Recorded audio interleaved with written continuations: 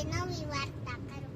એક દાદા હતા, એને 3 છોકરા, કનુ, મનુ, છગન કે ઈ બાટતા બે તો ઈ ભેગા જ નો રહેતા, ઈ બાટતા જ. તો દાદાની ચિંતા. તો દાદા એકવાર બીમાર પડ્યા. તો બીમાર પડ્યા ને તો બે બાટતા કે આ મારા છોકરાઓ કેવા બાટાય છે, ભેગા નથી રહેતા કે.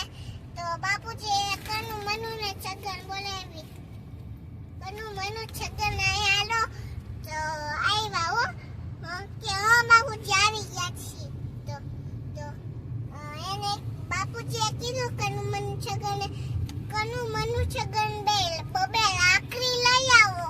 તો લેવા બબે લાકડી. તો લેવા છો કનુ, મનુ, છગન કે હા બાપુજી. તો કનુ નો વારે તો પેલા કનુ તું તોડજી લાકડી. તો એને તોડી નાખી.